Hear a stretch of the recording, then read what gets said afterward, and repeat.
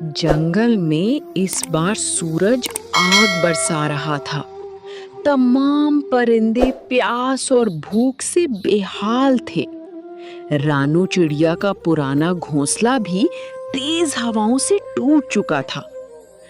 ऐ खुदा, इतनी गर्मी में दरख्त सूख रहे हैं और मेरा घर भी रहने के काबिल नहीं रहा। अगर जल्द कुछ ना किया तो अगले तूफान में मैं कहाँ जाऊंगी? इसी दौरान रानू को रास्ते में एक प्यासा बूढ़ा परिंदा मिला। रानू ने अपनी आखिरी बूंद पानी उसे पिला दी। बूढ़े परिंदे ने कहा, बेटी, तुम्हारी मेहरबानी ने मेरा दिल जीत लिया है। ये लो एक चमकता हुआ जादुई बीज। इसे अपनी सूखी जमीन में बो देना और मोहब्बत से पानी देना। ये तुम्हें वो सब देगा जिसकी तुम्हें जरूरत है। इधर हरिया तोता और हरियाली तोती के पास खाने पीने का बहुत जखीरा था, लेकिन वो कभी किसी की मदद नहीं करते थे। वो दूर से रानू को बीज बोते हुए देख रहे थे। हरिया बोला, देख रही हो हरियाली, ये पागल रानू इस बंजर जमीन में गड्ढा खोद रही है। हरियाली हंसकर बोली, और ये बीज भी इसे एक बूढ़े भिखारी परिंदे ने दिया है। यकीनन कोई बेकार चीज होगी। जैसे ही रानू ने बीज को पानी दिया, जमीन फटने लगी। पलक झपकते ही वहां एक बहुत बड़ी सुनहरी बेल उगाई और उस पर कमरे जितना बड़ा तरबूज लग गया। इस तरबूज में खिड़कियां और दरवाजे भी थे। रानू हैरान रह गई। अरे, ये क्या? इतना बड़ा तरबूज, और इसकी खुशबू तो शहद जैसी है।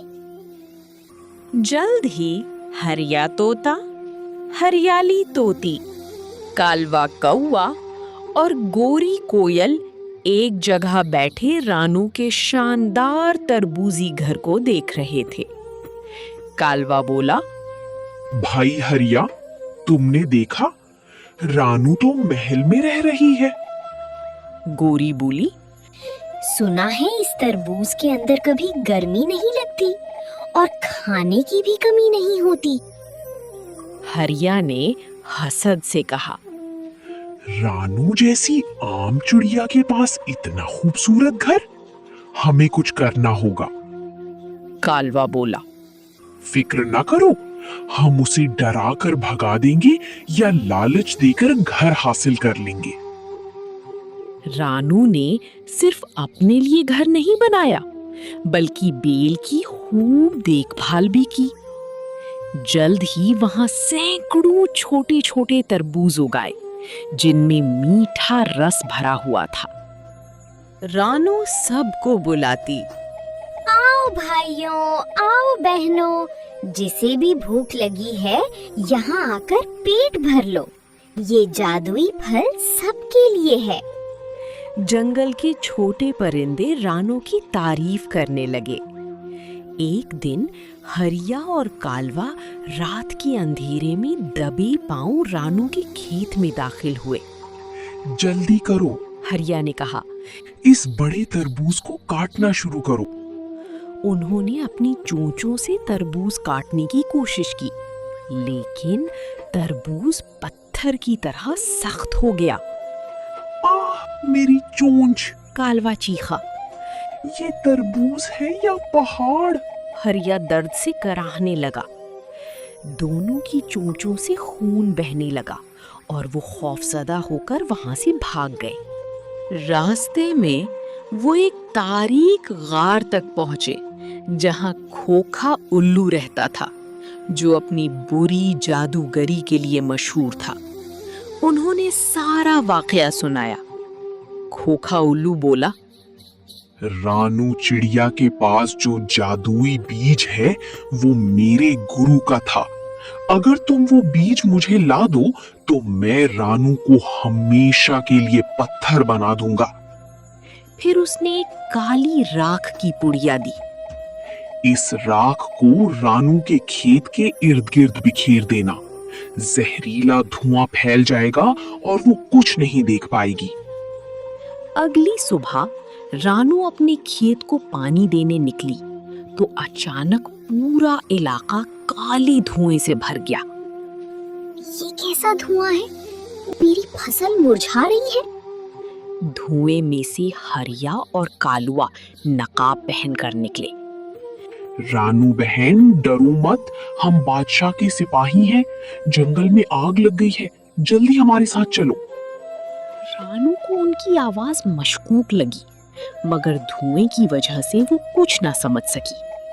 वो उसे धोखे से एक गहरी खाई के किनारे ले गई। जब धुआं कुछ हटा तो रानू ने देखा कि सामने हरिया, कालुआ और खोखा उल्लू खड़े शैतानी हंसी हंस रहे हैं। रानू बोली, तो ये तुम लोगों की चाल थी?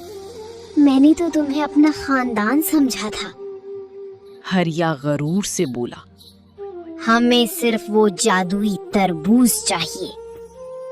उसी वक्त रानू ने अपने गले में लटका जादुई बीज का लॉकेट पकड़ लिया। अचानक आसमान पर जोरदार बिजली कड़की। काली राख उल्टी होकर हरिया, कालुआ और उनके साथियों पर बरसने लगी।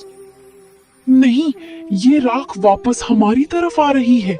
वो चीखने लगे। चंद लम्हों में जहरीला धुआं उन्हीं को घेरने लगा।